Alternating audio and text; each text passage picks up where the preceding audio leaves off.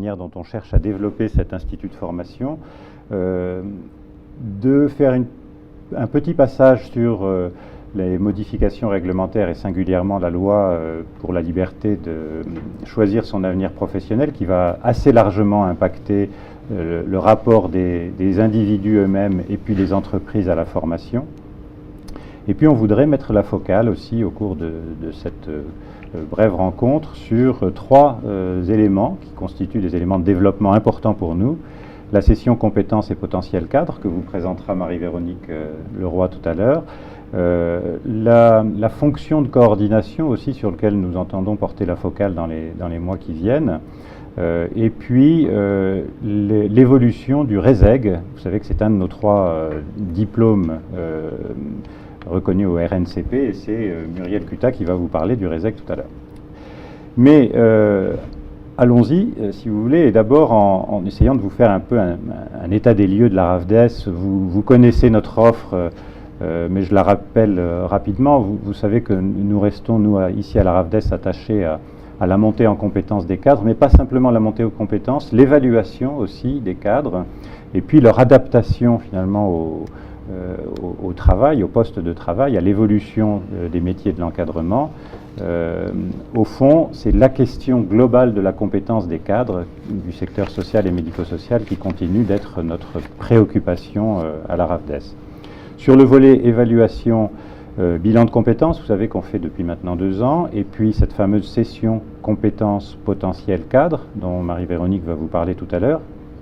Ces deux éléments d'évaluation, si vous voulez, des compétences, sont portés par ARAFDES Compétences, qui est notre filiale que nous avons créée pour des raisons fiscales notamment.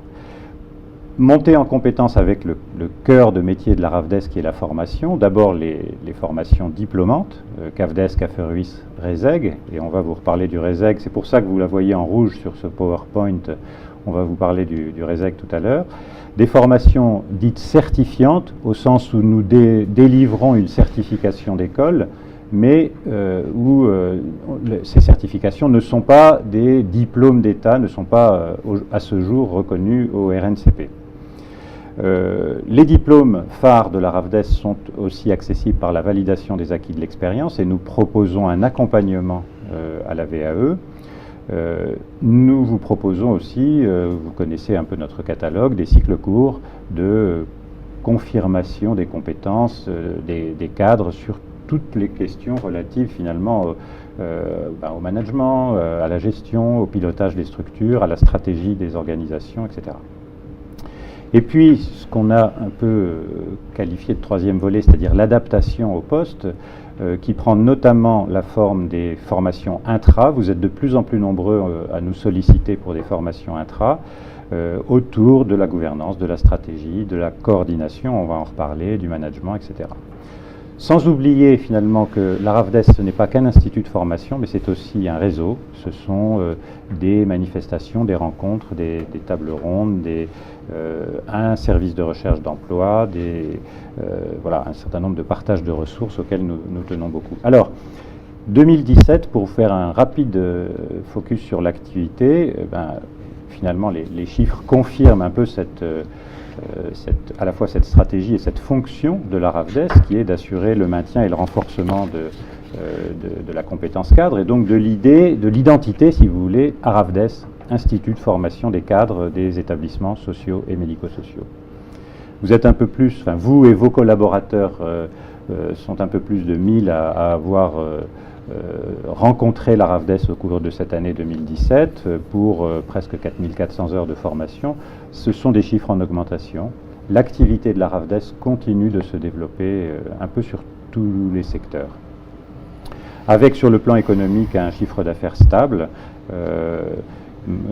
qui fluctue d'un secteur à l'autre si vous voulez, mais qui reste assez largement stable. Alors si on rentre un tout petit peu dans le détail de l'activité pour que vous puissiez mesurer de près où en est cet institut de formation avec lequel vous travaillez, eh bien, les formations diplômantes restent notre cœur de métier, on va dire, et constituent 70% de notre chiffre d'affaires, hein, c'est tout à fait important.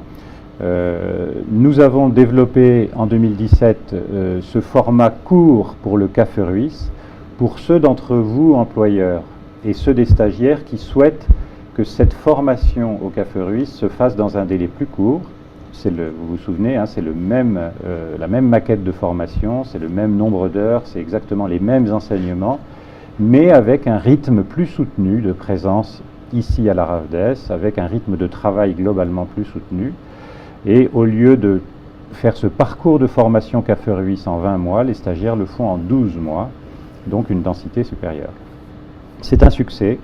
C'est un succès en tout cas qui correspond, c'est une offre qui semble correspondre à vos attentes, puisque à nouveau cette année nous faisons le plein sur notre formation Café Ruisse. La validation des acquis de l'expérience, vous avez envoyé une trentaine de vos collaborateurs sur ce dispositif d'accès à la certification.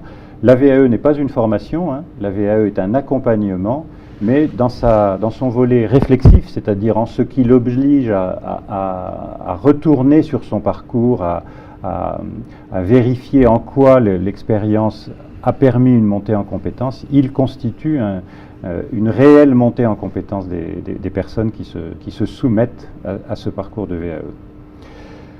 Formation certifiante, une activité qui n'a pas été forcément extrêmement forte cette année, mais qui continue à constituer pour nous un axe de développement important, parce que ce sont des formations plus courtes, ciblées sur des compétences précises qui viennent parfois en complément de diplômes initiaux, évaluateur externe, management des organisations pour l'autonomie des personnes âgées, référent qualité. Ce sont des compétences propres qui se développent et qui permettent, si vous voulez, aux organisations d'avoir des spécialistes sur un domaine. Donc on va probablement développer ce secteur-là. Toujours des cycles courts, avec une extension de notre offre. Hein. Vous avez vu notre catalogue, il y a 23 cycles de formation qui vous sont proposés. Et puis un fort développement des formations intra. Vous êtes de plus en plus nombreux à nous solliciter pour venir dans vos locaux, au sein de vos équipes de cadres, au sein des comités de directeurs, au sein de la gouvernance associative, le comité de direction, plus le bureau, voire même le conseil d'administration de vos associations, pour finalement adapter la gouvernance, les projets associatifs à l'évolution du contexte politique et social dans lequel nous évoluons. Voilà, à RAFDES Compétences, on en a un tout petit peu parlé avant, 9 bilans de compétences réalisés en 2017, et puis un gros travail de préparation à la session compétences potentielles cadres dont Marie-Véronique vous parlera tout à l'heure. C'est l'activité, ça a plus chiffré, il faut aussi évoquer en un mot que cette activité historique de la RAFDES se complète d'un certain nombre de prestations périphériques qui augmentent de plus en plus. D'abord, le fait que nous avons maintenant une intervention à l'étranger. Nous avons procédé à la formation de directeurs d'action sociale en Roumanie, à Bucarest, en collaboration avec l'Université de Bucarest et avec une fondation qui est la fondation SERA, qui est une fondation roumaine. C'est une très belle expérience pour nous, Institut de formation, et puis pour les formateurs qui ont participé à ce travail, qui va se poursuivre dans les années à venir. C'est l'idée générale de développer un peu plus l'impact extérieur à l'étranger de la RAFDES, avec notamment sur le CAFDES, maintenant la mise dans le cursus CAFDES d'un module Europe, ouverte d'ailleurs, module qui est ouvert à ceux qui ne sont pas forcément en formation CAFDES, mais qui a pour objectif de sensibiliser, plus que ce n'est le cas actuellement, nos directeurs à l'empreinte des politiques européennes sur nos métiers d'action sociale ici en France. Le volet numérique se développe énormément à la RAFDES. Vous en êtes les témoins vivants aujourd'hui, puisque avec cette première réunion numérique, nous expérimentons, comme nous le faisons dans d'autres segments de la RAFDES, la possibilité d'être avec vous à distance, si vous voulez, et du coup de moins mobiliser la charge de déplacement, la lourde charge de temps que représente le fait de se déplacer et de venir en présentiel. Notre intention n'est pas de transformer la RAFDES en un grand MOOC international. Notre intention, c'est d'exploiter finalement l'ensemble des possibilités, à la fois pédagogiques, mais en matière de communication aussi, que nous permet le numérique au sens très très large.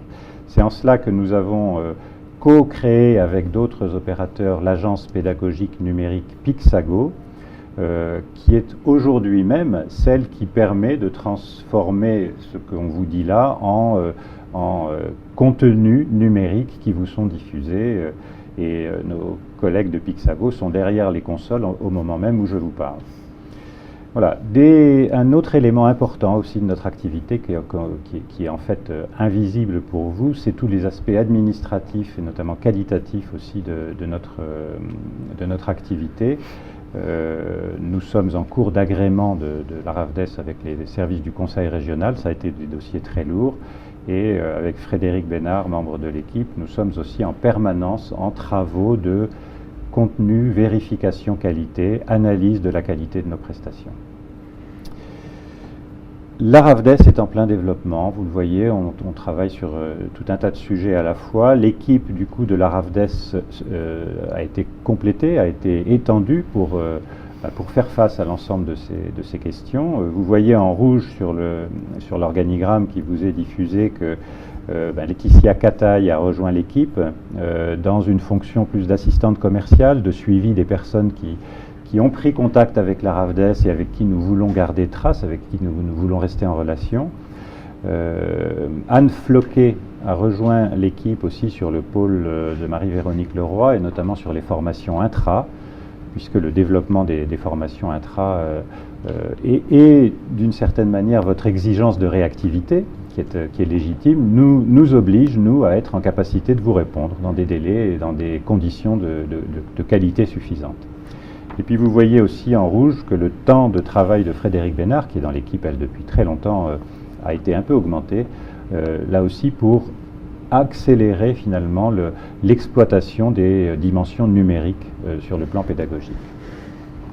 Alors, un petit mot sur la loi pour la liberté de choisir son avenir professionnel, qui est finalement le gros morceau d'évolution de notre contexte réglementaire et législatif actuellement.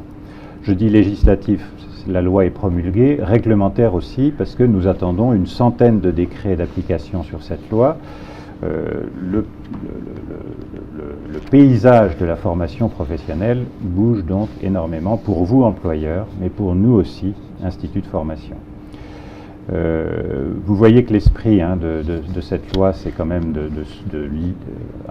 comme toutes les lois sur la formation, elles ont pour fonction de permettre un plus grand accès à l'emploi des précaires et des personnes notamment demandeurs d'emploi, mais aussi de développer la capacité d'adaptation des personnes qui sont dans l'emploi à la mutation des métiers, cette fameuse question de l'adaptabilité des individus.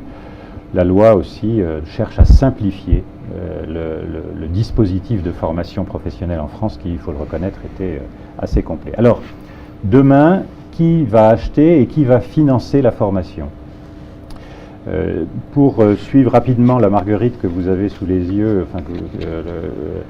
et en partant de gauche à droite, si vous voulez, d'abord c'est le salarié lui-même qui va être acheteur de formation à travers son CPF, son compte personnel à la formation. Il pourra de manière autonome finalement décider, pour autant que ça soit hors temps de travail, mais décider, moi j'ai envie d'acheter telle formation, je m'adresse à l'institut de formation et je finance avec mon CPF. Le salarié peut demander à l'entreprise, mais aussi à l'OPCO, l'opérateur de compétences, d'abonder son CPF, d'augmenter un petit peu, si vous voulez, ses capacités d'achat de formation. Et donc là, on est sur le CPF, mais qui s'appelle, c'est pas vraiment marqué dans la loi, mais qui s'appelle CPF co-construit, parce que vous allez être deux, le salarié et vous-même, à construire un parcours de formation, comme c'était déjà le cas finalement depuis la loi de 2014. Vous, employeur, vous avez toujours à réaliser un plan qui ne s'appelle plus plan de formation, mais qui s'appelle plan de développement des compétences, notamment, mais pas que, mais notamment alimenté par la part conventionnelle et la part volontaire de contribution.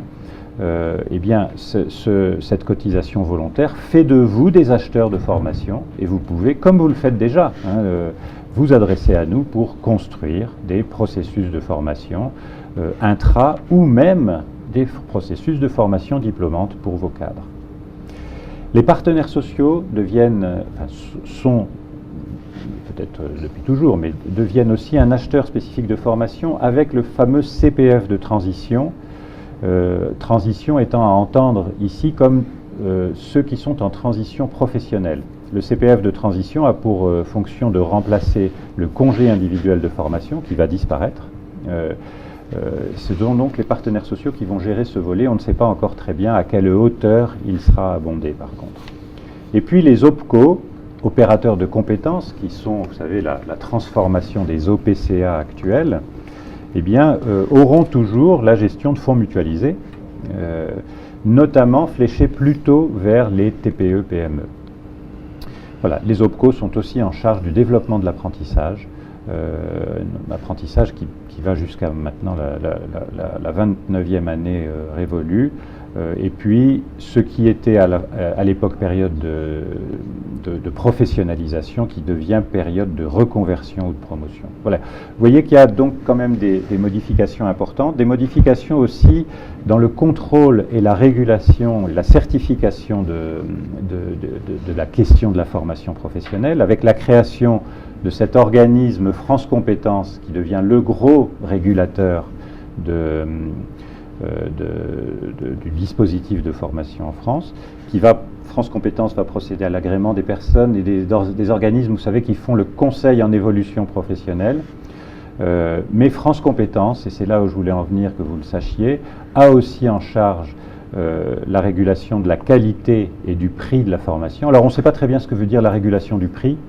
Est-ce que nous aurons des tarifs homogènes sur tout le territoire pour tel type de formation, pour tel public? On n'en sait rien aujourd'hui, mais c'est une des surprises qu'on aura dans les années qui viennent. Régulation de la qualité aussi, puisque tous les organismes de formation, à terme, deviendront labellisés par des certificateurs dont c'est le métier et qui seront eux-mêmes certifiés par le COFRAC. Voilà, et France Compétences continue à... les missions qui étaient dévolues avant au CNCP, à la Commission nationale des certifications professionnelles, c'est-à-dire qu'on continuera à avoir des formations certifiées au RNCP, au Registre national des certifications professionnelles, mais nous aurons aussi d'autres voies de certification, et c'est ce qu'on met en dessous, notamment par les branches professionnelles et les CPNE, les comités professionnels nationaux emploi-formation, et qui eux-mêmes vont pouvoir créer, plus que ce n'était le cas actuellement, des certifications professionnelles sous forme de CQP notamment, les fameux certificats de qualification professionnelle. Nous en avons un maintenant dans la branche sanitaire, sociale et médico-sociale à but non lucratif, mais ce type de certification devrait se développer. Voilà. Que retenir de cette loi? Vous avez d'autres organismes, d'autres sources qui vous en diront bien plus et bien plus détaillées sur cette loi. Nous avons une incertitude assez forte sur le financement des formations longues dans le nouveau cadre de cette loi. Pour aujourd'hui, dans l'immédiat, vous savez que vous devez toujours faire votre plan de développement des compétences, mais sachez aussi que les OPCA, en l'occurrence l'OPCA de la branche, UNIFAF, dispose encore de crédits mutualisés significatifs, et l'OPCA s'est engagé à honorer le financement de formations qui auraient été décidées avant le 31 décembre 2018. En d'autres termes, vous avez tout intérêt à construire dès maintenant et de manière très rapide des dossiers de projets de formation, y compris pluriannuels, et y compris s'ils ne démarrent qu'en 2019, autour de formations collectives si vous le souhaitez, mais aussi de formations individuelles de vos collaborateurs. Dès lors qu'elles seront acceptées par UNIFAF avant la fin de l'année, elles seront honorées, et même de manière pluriannuelle. Donc allez-y, il y a là sans doute des crédits disponibles pour la montée en compétences de vos équipes cadres. Voilà quelques éléments d'introduction sur la RAFDES et puis sur cette loi. Vous évidemment aurez peut-être des éléments complémentaires à rechercher à droite et à gauche. Ce que je vous propose tout de suite, c'est de passer la parole à Marie-Véronique pour qu'elle vous parle de cette question particulière que nous avons souhaité mettre en place, qui est l'évaluation du potentiel des personnes qui un jour deviendront cadres dans vos organisations. Je lui passe la parole. Bonjour, je m'installe. Je suis Marie-Véronique Leroy, je suis directrice du développement à la RAFDES. Je vais vous présenter le dispositif Session compétences et potentiel cadre qui est parti de plusieurs analyses. La première, c'est que évidemment, on sait qu'il y a une évolution naturelle des cadres de proximité, un renouvellement de ces postes et de ces cadres au cours des prochaines années. On sait également que du fait des rapprochements, des réorganisations en pôle, en plateforme, les directeurs sont happés vers des questions plus stratégiques, d'organisation, de gestion, et les attentes vis-à-vis des cadres de proximité évoluent avec une gestion du quotidien beaucoup plus poussée et des besoins en évolution sur la posture de management. La deuxième chose, c'est que dans d'autres secteurs d'activité, il existe des dispositifs qui s'appellent des assessment centers et qui sont créés sur cette idée de proposer des outils d'analyse, d'évaluation de compétences et de détection de talents, de détecter des personnes qui ont un potentiel de prendre des postes de manager. Nous avons donc travaillé l'année dernière avec un groupe de 6 personnes, 2 coachs intervenant à la RAFDES, 2 professionnels directeurs du secteur et puis 2 personnes de la RAFDES pour, en partant d'une feuille blanche et de ces expériences que nous avons pu analyser dans d'autres secteurs, de créer un dispositif adapté, je dirais, au secteur social et médico-social. Aujourd'hui, nous avons formé un groupe de 6 personnes, un groupe de jury de 6 personnes, et nous avons dès cette année mis en place un premier dispositif, une première session en mai, avec comme volonté de proposer un outil objectif pour vous, employeurs, pour préparer l'évolution à la prise de poste de futurs cadres de proximité. Un point important, c'est que les professionnels qui sont intégrés dans cette session doivent comprendre ce qu'est la session et être volontaires pour participer à une session de travail, je dirais, impactante, demandeuse, ou dans laquelle ils vont vivre des situations pour lesquelles ils ne sont pas habitués à travailler. Je vous présente cette activité. C'est une session de 24 heures qui présente 3 phases. Une première phase individuelle pour laquelle le professionnel va remplir en ligne un test, va faire un bilan professionnel qui va évaluer à la fois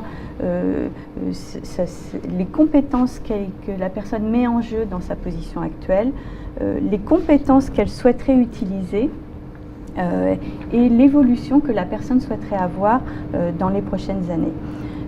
Suite à ce bilan pour lequel la personne fait en ligne, répond à un questionnaire d'environ 30 minutes, cette personne a un entretien individuel avec l'un des coachs du dispositif sur lequel il va y avoir une analyse de sa situation professionnelle et une ébauche, un petit démarrage de travail de projet professionnel pour cette personne. On invitera ce professionnel à rédiger un écrit professionnel présentant son projet à moyen et à long terme. Ensuite vient une session, une journée d'immersion qui est assez intense où nous intégrons 6 professionnels et pour laquelle le professionnel va être mis en situation. Une première situation, une gestion de crise. Il se passe un souci dans son service, il est chef de service, on lui détaille un certain nombre de points de cette crise et il doit préparer en binôme un plan d'action et le présenter à son directeur et évidemment en session il le présente au jury. Il va ensuite mener un entretien sensible avec un collaborateur à qui il a demandé de travailler un certain nombre d'activités et le collaborateur est en retard par rapport à ces activités. Il y a eu quelques soucis à travailler en équipe avec les autres professionnels avec lesquels il devait travailler. Donc, comment va-t-il mener cet entretien? Va-t-il arriver à aller jusqu'à l'objectif qu'il s'est donné?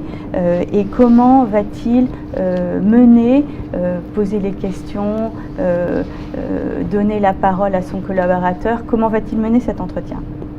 Le troisième exercice, c'est une séquence de travail en équipe. Il va être avec un groupe de pairs et on leur demande à cette équipe de proposer un plan d'action à leur directeur avec un certain nombre d'arbitrages, c'est-à-dire à la fois penser au développement et à la vie de son service, mais également penser à l'organisation globale et à la proposition très opérationnelle des actions qui doivent être menées au niveau associatif.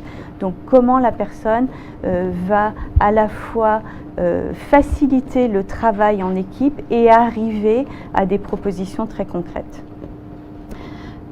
Ensuite, la dernière activité, on va lui demander avec comme support une évaluation externe partielle dans lequel il y a évidemment des écarts par rapport à la norme, d'analyser la situation de son service et de faire des propositions de plan d'action à son directeur.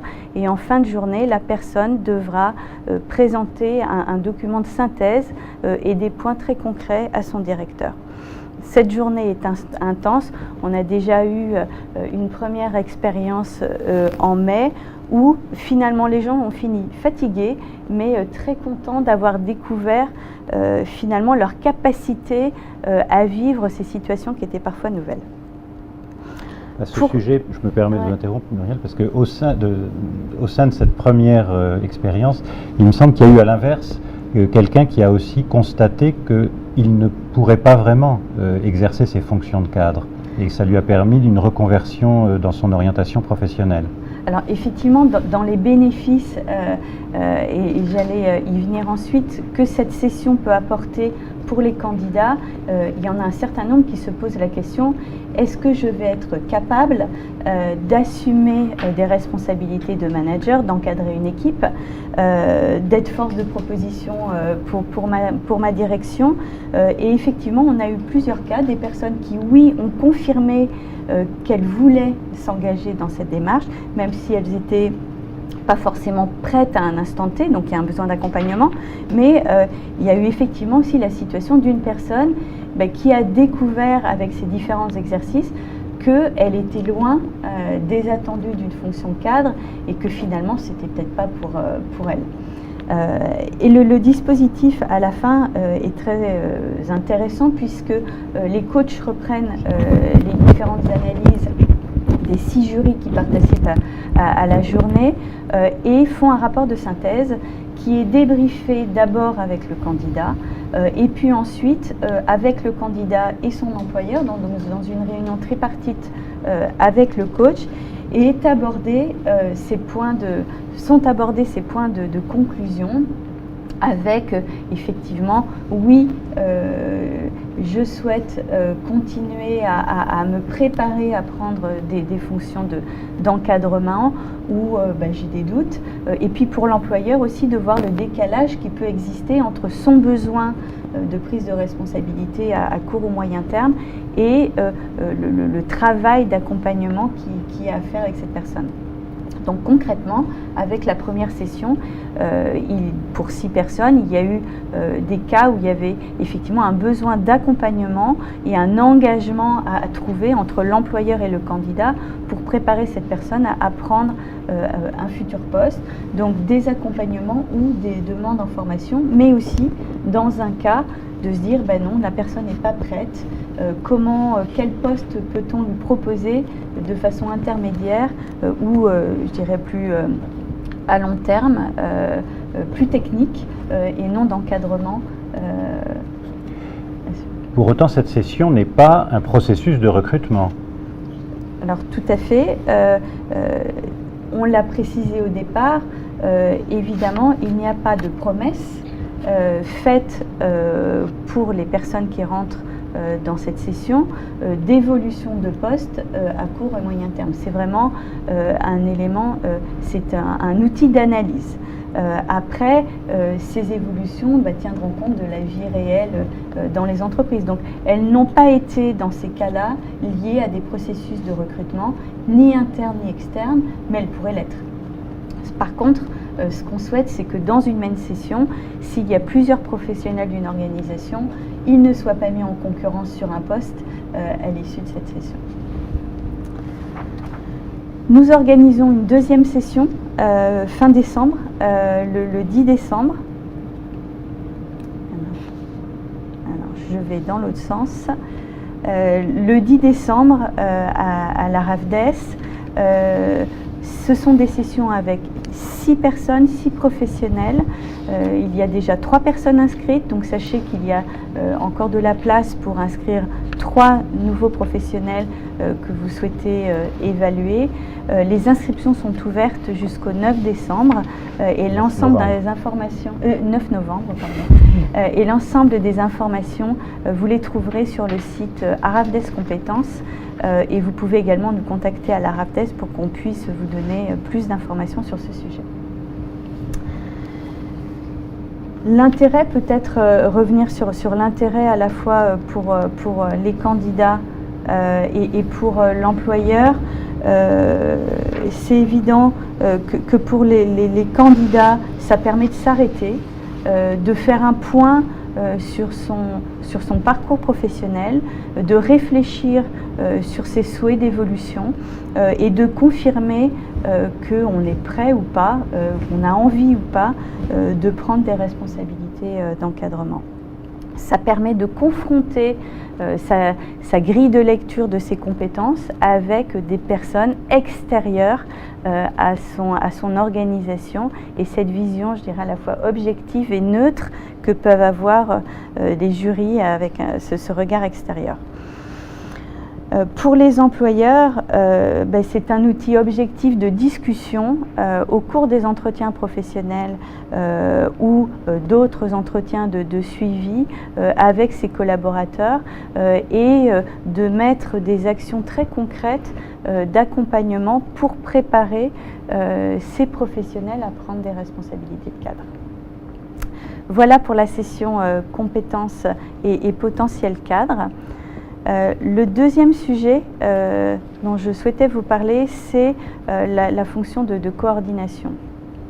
Depuis 4 ans, nous sommes très sollicités pour accompagner des professionnels qui mettent en place des missions de coordination ou qui développent ces fonctions de coordination au sein de vos organisations avec des réalités très différentes.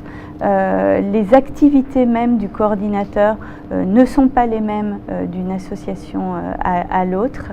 Il y a de toute façon des bases communes, hein, le cœur de métier, c'est l'accompagnement des usagers, c'est le suivi des projets personnalisés, c'est maintenant la mise en place de parcours. Et aujourd'hui, cette demande d'accompagnement en intra, c'est la première sollicitation que nous recevons. Nous avons également mis en place des groupes de formation en inter sur les missions de coordination et il nous a semblé être le bon moment pour proposer une table ronde sur la thématique de la coordination. Je manie la souris à l'inverse, mais ça y est, j'y arrive. Et donc nous organisons le 19 novembre prochain à la RAFDES à 9h30, ça durera la matinée, une table ronde sur la thématique des coordonnateurs de parcours qui se veut proposer un état des lieux de l'évolution de la coordination, de l'évolution de la prise en charge des parcours au sein de vos organisations, en parallèle de toutes les évolutions réglementaires, je dirais à la fois nationales, mais aussi le plan régional de santé qui impacte l'organisation des services que vous proposez.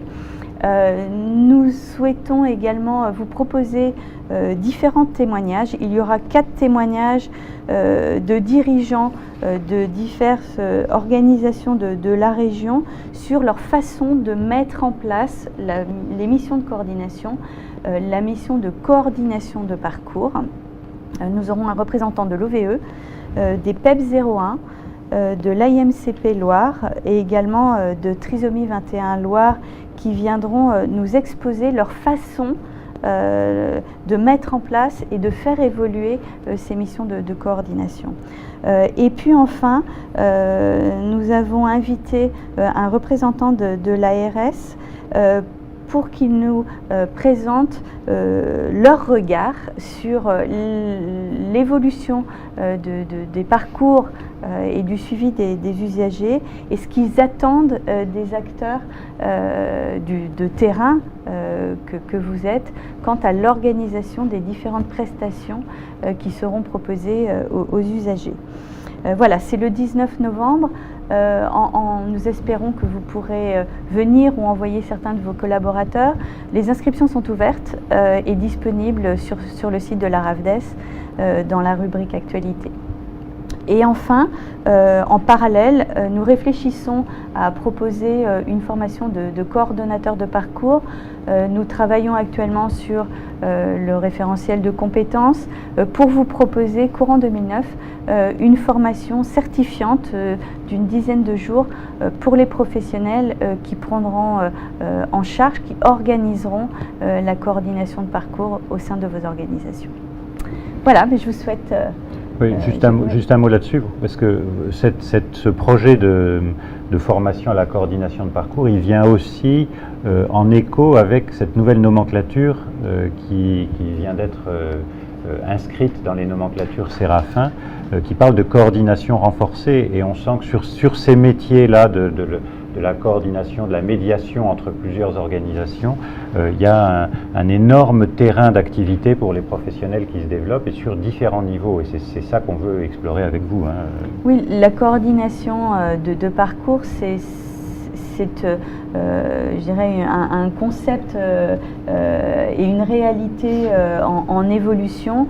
Vous êtes beaucoup à réfléchir à comment répondre aux exigences de réorganisation de vos prestations, de vos services, en tenant compte de vos propositions de services internes, mais également de ce qui existe sur un territoire, et cette réflexion de comment va-t-on se coordonner autour des différents acteurs qui vont suivre un même usager. Donc ces évolutions font qu'il est important d'avoir des collaborateurs préparés qui comprennent les attendus des financeurs et des usagers et qui puissent participer à la réorganisation des services au sein des organisations. Merci Marie-Véronique. Je passe la parole à Muriel Cuta.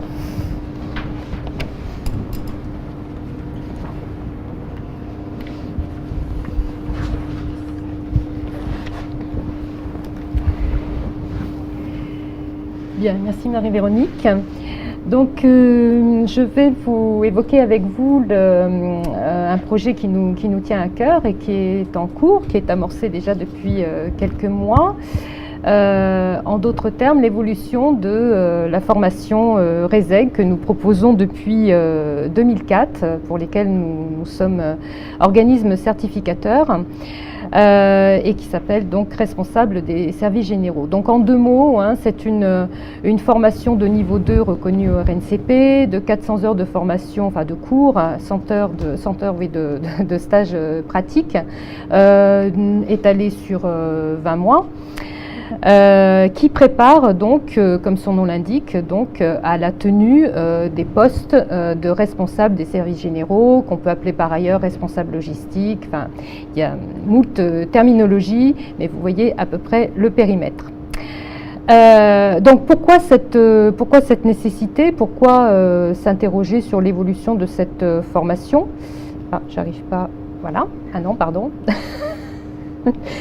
Alors, il est vrai que, eh bien, au cours de ces 14 années d'exercice, puisque nous allons accueillir notre 15e promotion en mars 2019, nous avons fait un certain nombre de constats. Enfin, en tout cas, le constat, je dirais, global, général et générique, c'est la montée en puissance de cette fonction dans vos institutions du secteur sanitaire, social et médico-social.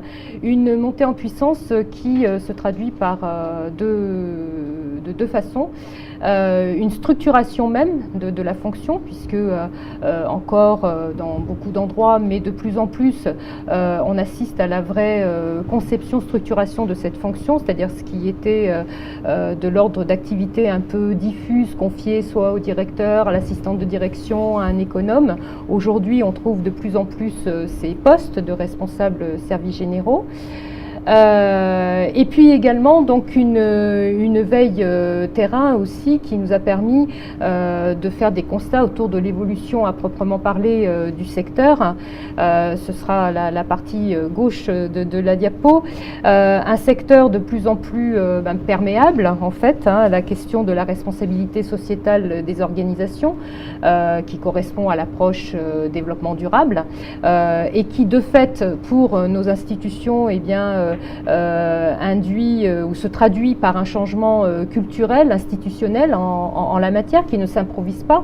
Et c'est vrai que l'un des acteurs clés de l'accompagnement de ce changement, c'est le RESEG, en tant que garant de cette démarche RSO. Depuis déjà plusieurs années et de plus en plus, on assiste à une réglementation, un renforcement de la réglementation qui engendre en tout cas la responsabilité civile, qui engage plutôt la responsabilité civile et pénale, notamment d'une direction d'établissement. Donc là, encore plus qu'hier, pour le RESEG, ça lui demande d'acquérir une certaine expertise, une expertise plus pour être vraiment en conseil, en veille et en relais auprès de la direction. Un troisième constat, effectivement, de plus en plus une nécessité d'ouverture sur l'environnement, environnement interne et environnement externe, par le tissage de coopération, de partenariat, par l'effet de mise en concurrence, mais en tout cas tout simplement par l'effet de travailler ensemble sur des territoires de plus en plus larges. Donc pour le RESEG, eh bien, le RESEG tient un rôle fondamental en termes de justement coordinateur, mais chef d'orchestre de différentes parties prenantes, en tout cas au premier chef des prestataires externes. Et puis un autre constat que l'on a pu faire également, c'est la recherche permanente d'optimisation qui vous anime en tant qu'employeur, mais optimisation pas seulement financière, mais aussi optimisation des modes de fonctionnement, optimisation des processus. Et c'est vrai que là encore, le RESEG n'est pas le seul acteur clé, mais en tout cas un acteur clé stratégique en termes de conseils auprès de vous sur les changements ou les évolutions à opérer sur le périmètre, en tout cas logistique et environnemental. De fait, fort de ces constats et de cette existence, voilà. Nous avons fait évoluer, enfin nous souhaitons, puisque c'est un travail en cours, faire évoluer la formation de la façon suivante. Donc c'est la partie droite d'autant, pardon, si je me permets de vous couper, Muriel, évolution de la maquette, d'autant qu'on a un renouvellement de notre agrément au RNCP à faire. Tout à fait, voilà. C'est vrai que c'est aussi une logique opportuniste sur laquelle nous avons rebondi. Non seulement cette veille et ce constat de dire oui, le périmètre évolue et du coup nous interroger sur est-ce que la formation continue bien de répondre à ces évolutions, mais de fait, comme nous remettons en jeu finalement notre habilitation tous les 5 ans à pouvoir dispenser et certifier cette formation, à l'horizon 2019, donc c'est un enjeu qui nous appartient, et donc nous avons profité de cette occasion pour remettre à plat, alors non pas tant les contenus de formation même, on aurait pu choisir ce point d'entrée-là en se disant, bah, tiens, voilà, est-ce que tel volume horaire aujourd'hui en management est suffisant pour ? Non, on est reparti souci vraiment d'un état des lieux de l'activité actuelle et avec une vision aussi prospective de l'évolution de ce métier. Donc fort par exemple d'une enquête que nous avons fait auprès de nos RESEG diplômés et en poste aujourd'hui, mais aussi fort d'une table ronde que nous avions menée en avril-mai, voilà, qui d'ailleurs avait un thème assez prospectif puisque nous évoquions la question des services généraux à l'environnement de travail. Environnement de travail, ce n'est pas anodin puisque c'est un terme qui est repris par l'ARCEG, l'Agence régionale des services généraux de tout secteur d'activité, qui a une vision très prospective de la fonction et qui d'ailleurs structure cette fonction-là en responsable des services, de l'environnement de travail et directeur de l'environnement de travail.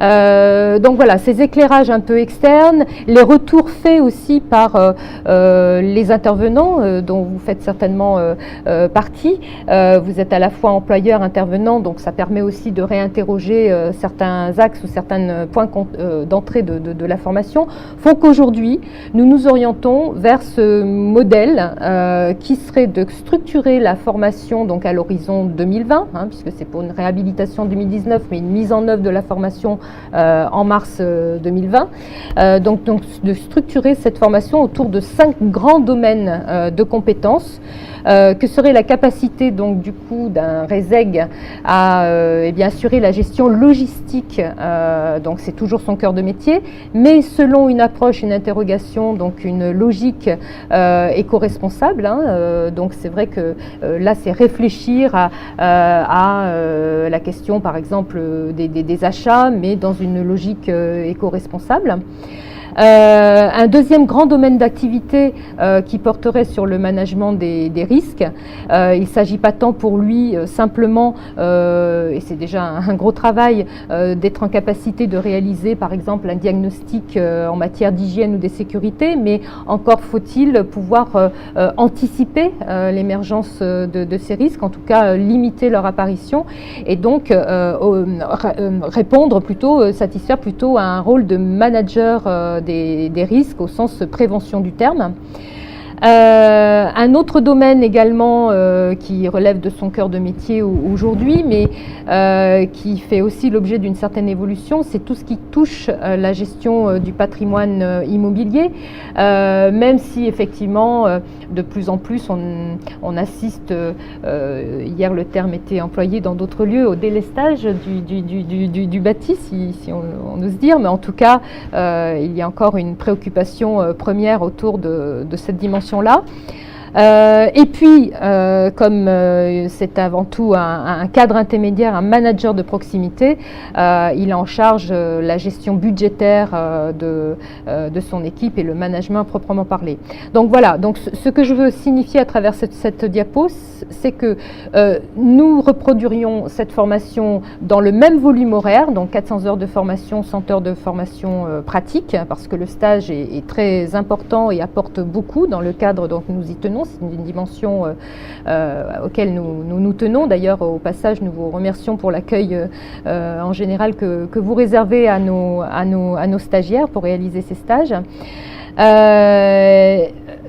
Autant de domaines de formation qui correspondront finalement à autant de domaines de compétences qu'ils seront certifiés à l'issue de ce suivi de ce bloc de compétences. Je ne sais pas si je suis très claire, mais... Alors pour être plus concrète, justement pour être peut-être un petit peu plus claire, sur les principales évolutions.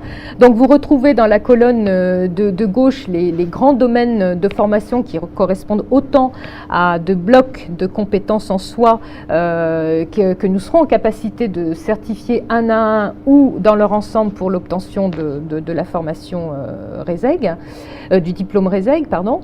Et en rouge sont signifiés les points de renforcement ou d'évolution, les ajouts en termes de contenu que nous imaginons. Donc, première chose, première évolution, il est important de donner du cadre au RESEG. Donc, déjà, il y a un certain nombre d'apports existants en matière de politique publique, mais aussi de lui forger un cadre autour de réflexion autour de sa fonction et la démarche RSE-RSO ou développement durable, mais aussi la question de plus en plus prégnante de l'introduction ou du nécessaire outillage en termes de système d'information et de numérique. Donc quel est son rôle, quelle est sa contribution, donner une sensibilisation. Il est bien certain que par rapport au nombre d'heures, on ne va pas faire du RESEG un spécialiste en la matière, mais en tout cas, il est important de déjà donner un cadre de référence pour qu'il puisse orienter au mieux sa propre action. Un renforcement autour de la conduite de projet qui existait déjà, mais c'est vrai que de plus en plus c'est un véritable chef de projet, un peu structurant. Et puis la question, puisque nous sommes dans une approche RSO-RSE, toute la question qui n'était pas présente de la maîtrise de consommation d'énergie et l'optimisation qu'il pourrait faire en tout cas ou proposer en termes de traitement des déchets. Voilà, donc ça c'est un renforcement, non seulement par souci d'avoir une préoccupation environnementale, ça c'est sûr, mais c'est un vrai levier aussi en termes d'optimisation des coûts. Enfin en tout cas, il y a pas mal de marge de manœuvre de ce côté-là et il paraît important en tout cas que le RESEG puisse avoir un certain nombre de compétences autour de ces thèmes. Je ne reviens pas sur le management des risques, donc il y avait déjà des apports en matière de gestion de l'hygiène, en matière de gestion de la sécurité des biens et des personnes. Là, notre idée, et par rapport à ce que l'on observe sur le terrain encore une fois, c'est vraiment d'accentuer ses compétences sur sa capacité à pouvoir élaborer des dispositifs un peu préventifs et non seulement curatifs en matière d'hygiène et de sécurité. En matière de gestion du patrimoine immobilier, donc les principales évolutions seraient les suivantes. C'est vrai que le RESEG est très orienté, il le faut, mais sur en tant que contributeur à la qualité de service rendu à l'usager. Et finalement, on en oublie aussi un petit peu la qualité de vie au travail, le bien-être, en tout cas les espaces de travail à proprement parler, orientés fléchés en direction des salariés pour leur permettre eux aussi de rendre la meilleure prestation de service auprès des usagers. Donc ça c'est une dimension que l'on souhaiterait aussi travailler et renforcer. Et puis parce que le RESEG est de plus en plus aussi sur des problématiques de gestion, enfin pas forcément de gestion, en tout cas il est contributeur d'opérations de construction, de restructuration. Pour autant il ne remplace pas l'architecte, mais il a travaillé avec lui. Donc il y a ce positionnement aussi, il y a quelques fondamentaux, quelques règles à connaître et surtout un processus, une approche particulière. Donc nous souhaitons aussi développer un peu cet aspect-là pour qu'il soit en possibilité d'instruire par exemple des dossiers ou de suivre des travaux un peu structurants en ce sens-là et donc d'être votre bras droit sur ce volet-là. Gestion budgétaire et comptable, pas de modification, pas d'évolution fondamentale, si ce n'est peut-être bien souvent ce que l'on a pu entendre aussi, c'est que le RESEG souffre d'une certaine valorisation de sa fonction. Donc c'est vrai que là, les apports pourraient être aussi orientés sur un entraînement à montrer la valeur ajoutée, c'est-à-dire les gains qu'il peut engendrer de par les résultats obtenus et ses actions. Et puis enfin, parce que, comme je l'ai dit, le RESEG devient de plus en plus conseil, bras droit du directeur d'établissement, de site ou même d'association, il y a un travail sur indéniable, incontournable sur la posture managériale, le positionnement en CODIR qui est nécessaire, qui ne s'improvise pas, ça ne s'apprend pas forcément non plus dans les ouvrages, mais voilà, quelques apports et un peu d'entraînement sur cette dimension-là permettra au RESEG de monter en compétence sur ce positionnement et ce management d'équipe. D'autant qu'on a vu par le passé des gens qui ont fait leur formation RESEG chez nous et qui ont pu devenir adjoints, bien sûr, de direction, voire même adjoints de direction générale. Tout à fait. Tout à fait, effectivement, on a à peu près trois cas de figure. Des personnes qui, au sortir de leur diplôme, le diplôme leur permettant de consolider un peu la fonction dans laquelle ils sont déjà, soit en tant que cadre administratif logistique, ou soit en tant que, je dirais, super assistante s'occupant de cette fonction-là, mais en tout cas, voilà, de valoriser un peu ce poste à travers une classification, une revalorisation, une consolidation en tout cas d'expertise. Et puis effectivement, parce que la fonction se structure de plus en plus, parce que le RESEG ayant gagné un peu en confiance en lui-même à travers ses différents apports, eh bien se crée une place et devient véritablement le bras droit de la direction générale en termes de, il y avait une expression d'une personne, deuxième œil, de veille. En tout cas, vous ne pouvez pas, je pense, avoir cette expertise et mettre en œuvre cette expertise ayant d'autres responsabilités à côté. Donc c'est vraiment un garant, quoi, en fait. C'est vraiment, voilà, c'est un acteur clé qui permettent, en tout cas, de minimiser les risques, on va dire. Donc, du coup, en conclusion, ceci nous a amené de par l'évolution de la fonction notamment et de son périmètre, de passer par exemple de la notion, on ne l'a pas signifié ici, mais d'économe, de gouvernant à responsable des services généraux. Et demain, nous proposons d'appeler cette formation responsable de la logistique et des environnements dans les organisations du secteur social et médico-social. Donc, alors logistique pour donner un ordre d'idée du périmètre au même titre que pour dire éducatif, responsable de services éducatifs. Environnement avec un S parce que nous souhaitons effectivement, si on veut vraiment donner vie et corps à cette démarche RSO, que le RESEG soit un acteur premier sur la dimension sociale et sociétale, c'est-à-dire qu'il s'occupe à la fois de l'environnement interne en termes de contributeurs à la qualité du service rendu à l'usager, mais aussi au bien-être et à la qualité de vie au travail, donc à l'environnement de travail, et puis avec un S également pour la dimension environnementale, puisque c'est par excellence l'acteur clé qui aura pour charge d'avoir pour préoccupation l'impact environnemental de l'action d'une institution. Voilà, je vous remercie et puis je passe le mot de conclusion à Bernard. En fait, notre ambition, c'est que le futur RLE, responsable de logistique et environnement, soit un partenaire du comité de directeurs. Il y a de plus en plus dans les CODIR les directions fonctionnelles qui sont présentes, le DRH, le DAF, le DSI, puisque les services informatiques sont maintenant... Eh bien pareil, il pourrait y avoir le RLE au sein du comité de direction pour ne pas oublier que la logistique et l'environnement, ce ne sont pas que des éléments mineurs, mais cela contribue à un cadre d'exercice de fonction qui est assez déterminant en fait actuellement déjà, mais aussi dans les années à venir. Merci. Ouverture des institutions sociales et médico-sociales, virage ambulatoire, c'est un autre grand élément de transformation du secteur, mais aussi l'appel au reporting, à la performance, à la qualité, ce qui relève aussi de la transformation des organisations. Enfin, on vit quand même des éléments de mutation dans le secteur qui sont extrêmement puissants actuellement. Tout ça en ayant, comme le dit Muriel, une espèce d'attention au développement durable en arrière-plan. Eh bien, on a des enjeux énormes et il nous semble à la RAFDES que la formation des cadres et que l'engagement des cadres dans ces mutations est absolument fondamental. C'est à ça que nous voulons concourir.